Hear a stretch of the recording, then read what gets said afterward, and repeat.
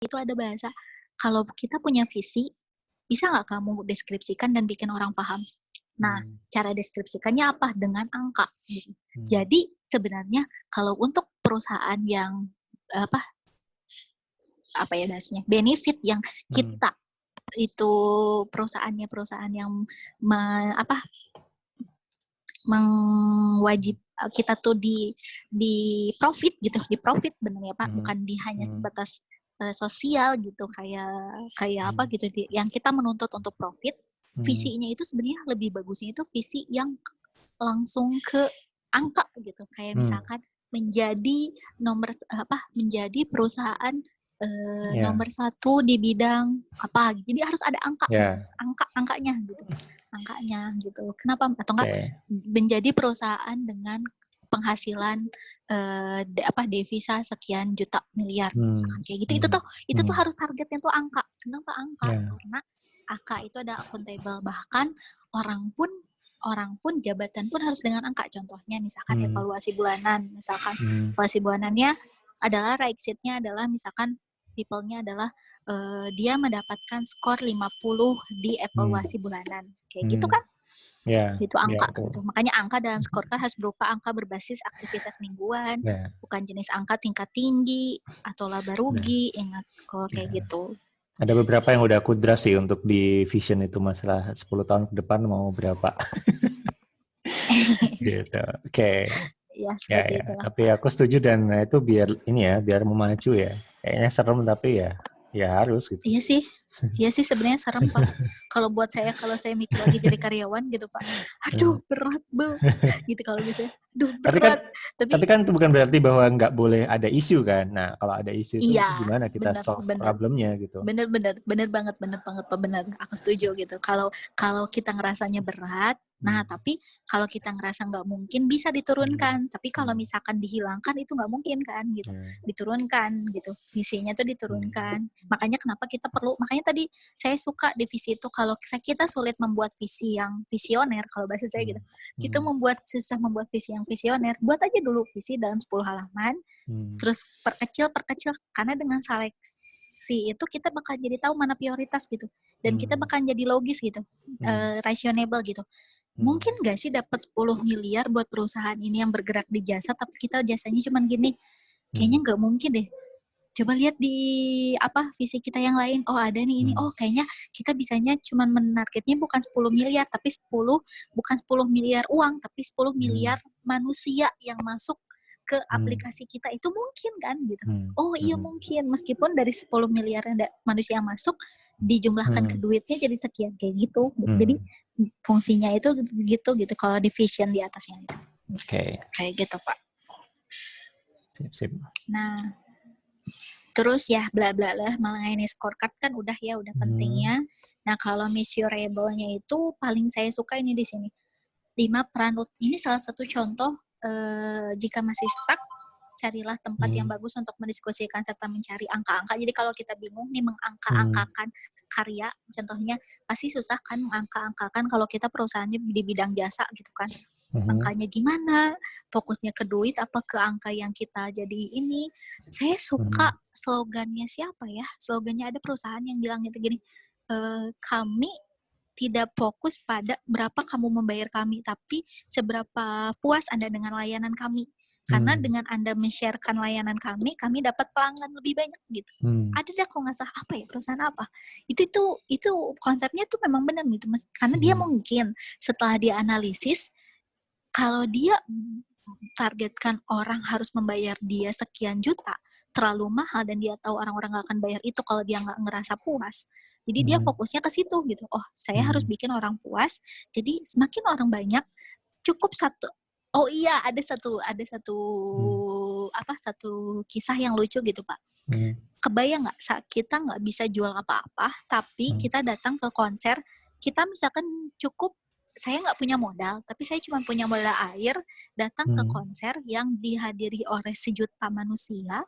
Saya cukup jualnya itu 1.000 satu botol, 1.000 kali sejuta dapat berapa Pak? Jadi kadang terus tangannya langsung gempar gitu ya. Bener. Jadi kadang itu gitu. Kadang dengan simple dan menyelesaikannya dengan angka-angka yang rasionable itu bisa bisa justru lebih bagus gitu isinya. Nah, itu sekarang di isu. Nah, ini yang paling saya suka di sini adalah salah satu tagline-nya itu nih. Ini ada tagline-nya itu disiplin dalam menghadapi masalah. Disiplin dalam menghadapi masalah. Wait. Nih, disiplin dalam menghadapi masalah, selesaikan masalah organik saat masalah itu muncul. Terus yang lainnya adalah yang lainnya adalah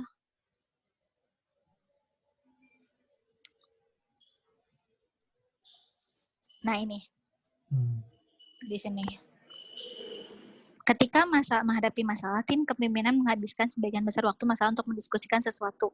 Jarang mengidentifikasi apapun dan hampir tidak pernah menyelesaikan sesuatu. Nah, ini yang benar-benar kekurangan di masalah organisasi atau perusahaan. Jadi kadang malah menyertakan banyak orang dalam satu masalah, terus analisisnya bagus, meeting sama konseling gitu banyakan, tapi justru malah resolusi konfliknya lebih terinci dan teknik pemasaran membutuhkan berjam-jam jadinya. Tumpukan bahkan perusahaan dokumen. Menengah dan perusahaan besar juga pernah mengalami ini kali ya. Mereka tuh padahal mengungkapkan isu itu penting supaya jadi nggak hanya nggak jadi canggung gitu. Kita menyebutkan ada isu itu penting, tapi kalau kita hanya melibatkan semua orang, itu nantinya malah adanya itu malah akhirnya kalau nggak bergosip mengumbar aib gitu Pak. Ngerti nggak? Dan satu lagi malah jadi voting gitu. Ending-endingnya tuh pasti voting gitu. Nah, sedangkan dari analisis masalah, voting itu nggak pernah jadi sumber sumber pemecahan masalah yang efisien, nggak pernah. Nah, aku belum sampai baca sini. Kamu udah baca. Iya, voting itu nggak pernah jadi pilihan yang bagus. Oh gitu. Nggak pernah jadi pilihan yang bagus. Nggak boleh jadi default gitu ya. Itu harus kalau sudah kayak terpaksa banget gitu ya. Iya, kecuali kalau voting itu ide Pak, ide, gagasan, itu bagus. Tapi kalau votingnya masalah, contohnya, siapa yang setuju pemecahan masalahnya ini, siapa yang setuju pemecahan masalah ini, kenapa nggak bentuknya itu kayak, kenapa logikanya gini Pak, nanti itu kalau ada voting itu jadi prokrastinasi. Bapak tahu kan prokrastinasi? Ya, jadi orang itu yang tidak memahami situasi, dia akan hanya mengikuti. Jadi ikut-ikutan gitu. Jadi jadi orang itu bakalan nanti tuh kalau datang ke rapat tuh ada apa sih? Kita sekarang rapat apa ngebahas apa? Ini loh ada masalah. Ya udahlah, biar cepat keluar, voting aja yuk. Nanti akhir kamu milih ini. Nah, atau nanti endingnya itu psikologisnya itu prokrastinasi. Prokrastinasi itu adalah kita mengikuti karena kebanyakan orang gitu. Meskipun di hatinya masih ngendek gitu, masih marah. Tidak tersalurkan gitu emosinya. Sedangkan penyelesaian masalah yang baik itu adalah identify, discuss, sama solve-nya. Discuss itu bukan voting gitu. Discuss itu kayak contohnya, misalkan masalahnya itu adalah kinerja saya menurun. Terus Bapak tidak suka karena ketika kinerja saya menurun, Bapak jadi nambah. Saya harus ngejelas, Bapak harus menanggung kerjaan saya gitu. Nah, dianalisiskan aja, didiskusikan bareng sama Ayah bareng sama yang lainnya gitu yang tidak mengerti kasusnya apa. Akhirnya semua orang kan langsung judgement ke saya. Tuh, dia mah orangnya gini sih, malas, gini. Sok solusinya apa sebenarnya? Padahal saya kurang itu pasti ada beberapa faktor gitu. Nah, faktornya apa gitu? Apakah karena wrong seat atau apakah karena capacity to do it saya rendah atau apakah karena apa? Tapi karena saya udah termasuk orang-orang prokrastinasi dan saya sudah terjudgment, akhirnya tidak tersolve yang dari rapatnya, dari hasil rapat itu dapat penyelesaian masalahnya adalah ya udah Ica lebih rajin, caranya adalah di absensi ya. Ica itu harus datang jam 5 dan di absensi. Nanti kamu harus tanda tangan absensi gini. Itu benar secara teknis. Tapi secara motivasi atau secara people-nya Cara people-nya sama traction-nya itu nggak nyampe gitu. Nggak nyampe ke si manusianya gitu. Tadi faktor-faktornya tadi harusnya diidentifikasi terus di-solve gitu ya, masing-masingnya itu apa gitu, harusnya gitu ya. Didiskusikan. Ketika semakin sedikit orang, semakin yang terlibat itu adalah orang-orang inti, langsung to the point, itu semakin efisien dan efektif gitu. Kalau di solve isu. Makanya kenapa nih ada di isu analisis ini nih. Dengan organisasi yang terbuka dan jujur, daftar masalah menjadi alat yang menciptakan disiplin untuk menjaga semua masalah Anda tetap terbuka dan terorganisir di satu tempat. Seharusnya ada 3 jenis daftar masalah di organisasi kita. Pertama, the issue list. Kedua, the weekly leadership team issue list. Departemen itu beda level list. berarti ya. Jadi kalau issue list di VTO itu levelnya satu company. Ya, terus kalau levelnya leadership team itu di bentuknya personality, psychological gitu kalau leadership team tuh. Jadi bentuknya psychological, personality apa atau enggak nature atau enggak lingkungannya gimana gitu, lingkungan isunya. Nah, kalau departmental issue list itu kayak quality working gitu, quality control gitu lah kalau bahasa Indonesia. Berarti kalau nomor 3 itu berarti tiap divisi punya isu sendiri-sendiri ya. Kalau 1 dan 2 itu kan levelnya global, cuman beda rentang waktu. Kalau yang nomor 1 itu mungkin issues yang kayak jangka panjang gitu ya, setahun ke depan atau gimana. Gini Pak, justru kalau saya nggak ada ini gini, kalau nomor 1 itu global banget, jangka panjang dan global banget isu perusahaan gitu. Kalau nomor 2 itu personal banget, leadership itu jadi kayak apa ya? Leadership team itu kalau dari jabatan itu kayak di bawah dari perusahaan gitu kan, masih level tinggi. Tapi kalau dari HR leadership team itu kayak ini Pak, jadi kayak timnya personalia gitu. Jadi ada masalah, kalau di perusahaan itu, kalau perusahaan publik itu kayak gini, kayak ada masalah keluarga si orangnya, terus ada masalah sakit, ada masalah apa, itu kan ada penanganannya dari personalia kan. Nah itu jadi lebih personal gitu leadership itu. Nah kalau departemental isu itu baru objektifnya kayak kualitas kerja, kualitas ya pokoknya departemen aja, kayak misalkan contohnya karya dari departemen ini, isu listnya apa, ada masalah apa gitu, stucknya di mana, kayak gitu, bukan masalah personal individu gitu. Jadi nomor 2 itu termasuk family issues juga gitu ya? Bisa jadi, karena atau leadership team dia itu sakit atau patah hati atau lagi berantem sama tetangga gitu. Karena kalau untuk perusahaan yang gede dan jumlah orangnya banyak, itu leadership team itu paling masalahnya itu adalah dengan aturan. Kalau kamu punya masalah keluarga, aturannya gini-gini, gitu kan, harus aturannya pancek gitu kalau bahasa ini. Tapi kalau untuk orang yang perusahaan yang orangnya terbatas dan kita bergantung pada orang-orang itu, ini krusial banget gitu. Kenapa? Karena ketika orangnya dia punya masalah dan dia tidak bisa untuk clear ketika kerja, itu mempengaruhi banget nanti ke departemen isunya gitu. Tiba-tiba kualitasnya turun lah atau apa gitu. Nah, kayak gitu Pak. Kayak contohnya misalkan Kak Devi sedang ada masalah apa, jadi kan ini aku lagi ada masalah, misalkan di sini nggak bisa apa, tiba-tiba aku nggak laporan ke Kak Devi, ada masalah kan gitu. Nah, gitu. Jadi makanya benar-benar bonding dan touching kalau untuk perusahaan yang orangnya sedikit itu lebih penting gitu Pak, bonding sama touching. Baik. Itu bateraimu mau menghabis ya? Oh, kebaca ya? Oh iya bener, saya nggak bawa cas, nanti harus ke atas. Nanti kita ke atas Pak. Lanjut. Selanjutnya apa nih? Ini masih di issues atau lanjut ke proses nih? Nah, paling ini sih the commandment of solving issue. Ada beberapa bias di isu itu. Salah satunya not rule by consensus. Nggak boleh voting intinya ya, nomor 1 ya? Ya, nggak boleh voting. Itu nomor 1 banget malahan ya? Ya, banget kan Pak. Jadi kayak apa ya, kayak sudah anti banget gitu ya? Ya, jangan voting. Not be a winning itu apa ya? Kalau bahasa ininya mah, saya lupa ya. Not be a winning. Kalau nggak salah tuh jangan mencari yang menang kalau nggak salah. Jadi, nah terus decisif itu justru kita itu harus tegas gitu. Kalau solving itu kita harus tegas gitu Pak. Decisif itu katanya scared person who is afraid to take chances gitu. Jadi nggak berani ngambil keputusan gitu ya, karena takut. Iya, harus nggak berani ngambil resiko. Benar, ngambil resiko kalau nggak Ya. salah Pak ya. Kalau saya katanya Aduh. keputusan walaupun dia salah itu lebih mending daripada nggak ngambil keputusan sama sekali gitu. Oh iya, saya ingat kalau Winnie itu kalau nggak salah gini Pak. Jadi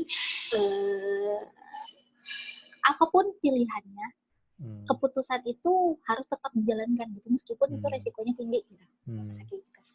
Nah, decisif itu tegas. Jadi ketika kita ngambil keputusan itu jangan ngambil tengah-tengah. Nah, kenapa nggak boleh voting? Karena itu pasti kita ngambilnya tengah-tengah. Voting itu yang aman, cari aman gitu Pak.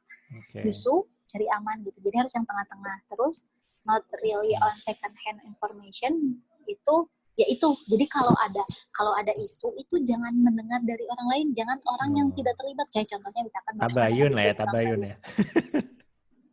Iya, jadi yang di meeting itu jangan sampai hanya orang yang katanya percenahan. Kalau saya makanya departemen percenahan. Jadi misalkan orang bilang dari saya katanya, Pak si Ica gini. Oh iya, tapi yang meetingnya tuh nggak ada Icanya gitu Pak. Harus ada Icanya gitu, harus ada si the personnya gitu. Fight to greater good, shall fight to greater good. Yaitu harus kita mencari pilihan yang terbaik. Terus try to solve them all. Jangan berusaha memecahkan semua. Pak. Jadi kalau kita, makanya kenapa ada isu list, itu kita harus bisa. Mana nih yang kita bisa pecahkan. Kalau dari isu list itu ada satu yang kita nggak bisa pecahin, malah dibekukan atau diinikan, nggak apa-apa. Kita pecahin satu-satu aja dulu. Gitu. Live with it. Diprioritaskan dulu gitu ya, yang bisa di-solve duluan. Iya, benar. Terus kalau misalkan susah, ya udah gitu. Nah, kalau ini live with it and change it, yaitu kalau misalkan nggak bisa dipecahin, akhirin, kalau nggak rubah, itu aja pokoknya. Nah, choose short term pain and suffering. Nah, kalau ini kayak manajemen resiko gitu. Jadi cari yang resikonya paling pendek atau yang resikonya paling ini. Tapi bukan berarti pilih yang nggak ada resiko, tapi cari resikonya. Shout enter to the game. Kita harus malah berani ngambil resiko, ngambil resiko yang paling bahaya juga kita harus kadang ini. Jadi gini, kalau ada yang nanya, resikonya tuh ada, misalkan ada pilihan resikonya itu resiko buruk, tapi saat itu juga buruknya, atau nggak baik, tapi kedepannya jadi baik gitu ya, buruk sebentar tapi baiknya paling lama gitu. Ya, atau nggak usah dibahas, nggak akan buruk, tapi panjang jadinya ini nggak akan dibahas lamanya. Makin lama makin parah ya. Karena bisa jadi makin lama makin parah. Gitu. Kayak ini, kayak corona di Indonesia itu awalnya udahlah gitu kan. Bener banget. That's right, bener. Tiba-tiba sekarang nomor 1 loh se Asia Tenggara Indonesia tuh coronanya. Aduh. Dulu aja bilang makasih ya corona nggak masuk ke Indonesia, jadi kayak gitu. Ya. Lanjut. Bentar, tadi yang 9-10 apa tadi? Aku belum biar oh iya benar. Enter the danger. Bentar Pak, saya minum dulu. Ya. Take a shot itu oke. Take a shot harus ada, coba aja ada solusi gitu ya. Oke. Walaupun itu salah nggak apa-apa gitu ya. Walaupun salah nggak apa-apa dan. Tapi mungkin kalau ini ada hubungannya sama kultur ya. Karena kan banyak, aku pikir ya dalam pengalamanku dan pengamatanku tuh banyak sekali orang yang takut salah gitu. Takut salah, takut dianggap bodoh, takut apa gitu ya. Ya aku sendiri tapi bahkan dari atasan juga. Iya. Nah itu apa ya? Itu kan bertolak belakang dengan yang nomor 10 ini gitu. Kalau dia mengajukan sesuatu dan ternyata itu salah atau gimana, atau sebaliknya dari yang mengkritik pun juga belum tentu dia bisa mengkritik gitu, karena itu kan direkturnya atau rektornya atau atasannya, masa atasannya dikritik padahal dia merasa salah. Itu menurutku apa ya, mungkin perlu pembahasan di lain waktu gimana caranya biar orang itu bisa untuk menyampaikan proposal solutionnya dan dia tidak takut dikritik, tidak takut dianggap bodoh lah, baik itu posisinya adalah sebagai bawahan kayak atasan atau lebih parah lagi mungkin beda divisi ya. Kalau beda divisi itu kan lu kan divisi itu tahu apa kan, kadang gitu ya. Itu sih. Benar banget Pak, benar banget. Kayak misalnya kamu ini, kamu sebenarnya sih boleh ya. Ini biar relevan banget. Kamu misalnya kamu baca artikel tentang IT gitu ya, terus kamu bilang, "Pak, itu harusnya arsitektur sistemnya jangan gitu, Pak, bla bla bla." Sebenarnya sih itu adalah Wah, sesuatu yang ini cuman wah sekedar itu di analogi aja luar. ya.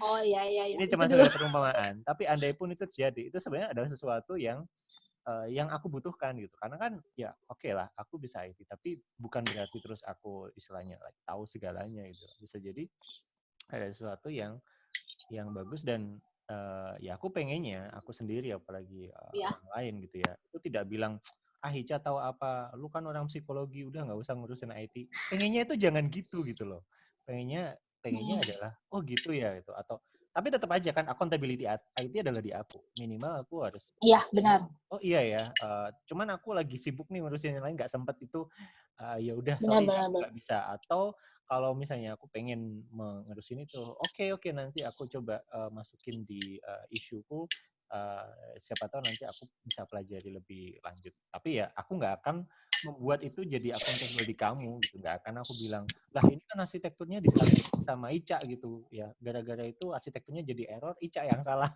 Nah itu benar, salah kalau kayak gitu, salah kayak gitu. Benar-benar Pak, ya, setuju itu setuju banget.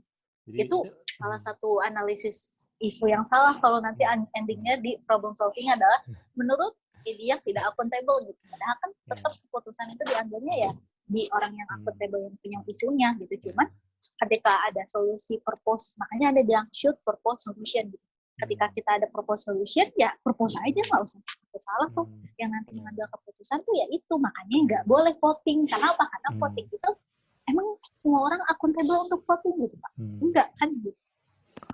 Tapi yang aku takutkan ya apatis juga gitu loh. Jadi gimana caranya biar nggak apatis? Jadi kalau memang kamu punya sesuatu ide di sisi IT atau apa gitu ya, itu kamu tidak berpikiran ngapain aku kasih tahu, toh aku nggak akuntabel di situ, nggak ada untungnya buat gua gitu kan bener kan? Kamu mau mempropos sebuah solusi IT ke aku atau enggak, itu nggak mengubah scorecardmu sama sekali kan? Jadi Iya. gimana ya biar ya itu mungkin pembahasan Karena lain apa? waktu ya. Kalau isunya Hmm. enggak sebenarnya kalau misalkan biar enggak apatis itu adalah ketika isu pun menyangkut misalkan kualitas saya menggunakan konsultasi dengan member itu terpengaruh karena IT-nya kurang, saya komen. Itu kan jadi membuat saya tidak apatis gitu. Tapi ketika Bapak melibatkan saya dalam meeting isu tentang contohnya misalkan meeting isu tentang bikin Bapak tuh misalkan sharing contohnya, kenapa saya tidak pernah komen ketika Bapak sharing tentang oh ini ada ininya yang salah tentang ini. Saya tidak komen, bukan berarti apatis, tapi saya tidak ngerti isu itu gitu. Okay. Kadang ya jadi kadang persepsi apatisnya itu yang kita harus lihat dulu gitu. Kalau misalkan ini menyangkut orang itu, tapi orang itu dia nggak komen, oh berarti dia apatis gitu. Tapi kalau ini tidak menyangkut orang itu dan dia tidak komen, antara dua, dia apatis atau dia tidak mengerti tentang isu itu. Makanya ada kalau kita meeting banyakan, misalkan terus ada satu orang dia diem, harus analisis nih diemnya karena apa, mikir atau dia bukan termasuk dalam isu ini, jadi mendingan keluar aja nggak apa-apa, kasihan gitu. Oke. Iya betul. Jadi memang dari awal sebenarnya bukan dari awal sih, dari aku menginspire mencari inspirasi dari GitLab itu juga kalau ada meeting itu hanya khusus memang mereka yang memiliki porsi dan memiliki kepentingan di situ. Nah, yang nggak memiliki kepentingan atau yang sifatnya opsional, kalau pengen ikut meetingnya, selama memang meeting itu sifatnya terbuka ya, tidak membahas hal-hal yang private. Nah, itu bisa juga. Tapi kalaupun nggak juga nggak apa-apa. Dan toh itu semua juga akan ada di notulensi. Jadi kan kita punya notulensi dalam dua bentuk. Satu notulensi yang tertulis, satu notulensi dalam bentuk video. Yang video itu sebagian bisa publik, ini yang ini saya rencanakan publik, tapi ada juga notulensi video yang sifatnya adalah recording untuk internal sendiri, jadi nggak dipublikasikan di YouTube, nggak bisa lihat, tapi orang-orang yang punya login di sini dia bisa nonton beberapa video, sehingga kalau misalnya pengen tahu tadi itu ngebahas apa sih meeting 1 jam atau berapa gitu kan, tapi entah dia lagi sibuk atau emang dia nggak tahu gitu ya. Tapi dia pengen tahu kok bisa pengambilan keputusannya jadinya hasilnya itu pas di tim konseling. Misalnya dia bukan tim konseling nih, dia tim marketing. Tapi dia pengen tahu kenapa kok tim konseling mengambil keputusannya kayak gitu. Nah, dia bisa nonton itu gitu ya. Dan kalau misalnya setelah nonton itu dia jadi punya proposal solution atau punya apa, ya bisa gitu di follow up. Jadi iya. tapi pada kayak contohnya kayak sekarang gitu Pak, kalau gitu. ada orang yang ya kayak sekarang kalau misalkan ada orang yang dia akhirnya jadi paham tentang konsep ini gitu kan, karena meeting kita ini bukan isu untuk semua departemen kan, ini hanya untuk kalau bisa dibilang isunya untuk HR sama konseling misalkan. Tapi ketika semua orang mendengar dari hasil meeting ini, itu jadi kayak praedukasi ketika suatu saat ada isu tentang ini, orang-orang udah nonton ini tentang meeting ini, akhirnya mereka jadi aware dan mereka capability-nya jadi naik gitu, paham gitu ketika nanti pun kita melibatkan, kalau kita ingin melibatkan orang di meeting isu itu, kita lihat viewer dari meeting sebelumnya aja gitu. Oh, orang ini dia udah dapet nih edukasi dari meeting sebelumnya. Atau bisa jadi pas di meetingnya kita tanyakan, kamu sudah nonton meeting kita tanggal sekian, 2000 sekian belum? Udah Pak, oke, kalau udah kamu kapabilitas untuk ikut meeting ini, kayak gitu. Karena ini meeting ini adalah lanjutan dari meeting itu, kayak gitu bisa jadi kayak gitu Pak. Kalau ini saya setuju kalau ya benar. Jadi mungkin yang relevan dengan ini misalnya ya, nanti kalau buat tim kita kan perlu menyiapkan, atau mungkin aku yang menyiapkan gitu ya, ringkasan banget gitu ya dari iOS. Mungkin itu cuman beberapa halaman atau 15 sampai 30 menit lah maksimal, biar dia tahu bahwa iOS itu kayak gini gitu kan. Yang itu nanti akan ada di web About Lovia Live gitu kan. Jadi secara umum struktur, visi, manajemen iOS itu seperti apa penerapannya di Lovia. Nah, lalu kalau misalnya itu kan cuma ringkasan doang gitu kan, karena ini kita ngebahas people aja bisa 1 jam gitu ya. Nah, benar banget. Nah, cuman kan kalau misalnya diringkas kan berarti dalam waktu 15 atau 30 menit itu dia udah ngerti dari vision sampai ke traction gitu kan. Nah, cuman mungkin ada beberapa, entah dia itu orangnya itu curious gitu ya, penasaran atau apa gitu kan, terus kenapa kok harus kayak gini gitu. Nah, pas kenapa harus kayak gini, kita bisa bilang, itu sudah pernah dibahas kok gitu kan. Ada arsipnya, kamu bisa buka di YouTube, linknya di sini gitu. Di sana ada itu meeting kita berjam-jam, kamu kalau pengen nonton di sana silakan. Kalau nggak pengen pun juga nggak apa-apa gitu kan. Karena yang dia tanyakan adalah alasan kenapa kok bisa sampai ke situ gitu kan. Atau misalnya pada saat vision atau apa, kenapa kok bisa sampai ke sana. Nah, itu penjelasannya agak panjang. Kita nggak perlu jelasin ulang. Ya udah, kalau emang lu pengen tahu banget, lu tonton aja sendiri gitu. Kita open kok. Tapi kalau disuruh jelasin lagi 1 jam 2 jam lagi, buat dia doang yang nanya, itu wasting time. Wah, nggak bisa. Gitu. Tapi bukan berarti nggak ada jawaban kan? Bukan berarti nggak ada jawaban. Banget, benar. Karena jawaban sudah ada. Yang kemarin kita buat di iOS Lovia itu memang iOS yang udah diringkas gitu, biar orang langsung tahu, oke, visinya apa, fokusnya apa, bla bla bla. Scorecard itu apa, lu bisa kerja, pokoknya setiap minggu harus ada meeting, ada scorecardnya, udah ikutin aja gitu. Semacam itu sih. Oh iya, ini jadi ini versi panjangnya ya Pak ya. Ini udah hampir 2 jam nih, 2 jam ya. Oke, cuman ini juga kamu lagi mau habis kan baterainya, kita ini saya juga ya, kalau mau lanjut saya baru mau ngambil casan di atas gitu. Oh gitu. Ini kan saya ya paling kalau mau kita mau lanjut atau gimana, kan ini baru sampai isu. Kalau bisa dilanjut aja sih. Walaupun memang lanjut ini memang sudah mulai agak melanggar ya, karena waktu kita sebenarnya tinggal 15 menit kalau memang ikutin iOS. Cuman aku pengen ini agak kelar lah, minimal sampai ke traction, biar enggak mau gimana? Kita janjian aja Pak, mau sampai attraction atau mau sampai udah visualis dulu, terus kita lanjut ke meeting kita kan. Nah, nanti meeting selanjutnya kita bahas proses sama traction. Tapi karena proses sama traction juga nggak bisa bentar Pak. Panjang juga ya? Oke. Panjang. Ya, paling berarti nanti nanti kita break dulu sebentar, mungkin sekitar 15 menit. Paling dilanjutnya kalau nggak ngebahas tentang konseling, ngebahas tentang vision kita sendiri nih, menyusun visionnya. Kamu mending yang mana? Kan kayaknya cuman bisa milih salah satu nih, ngebahas konseling Iya, atau bener. ngebahas vision. Tapi vision itu Kayaknya benar-benar vision. kita bikin. Oke, berarti nanti kita bahas vision ya. Kira-kira berapa nih? Vision kita bikin. 15-30 atau gimana?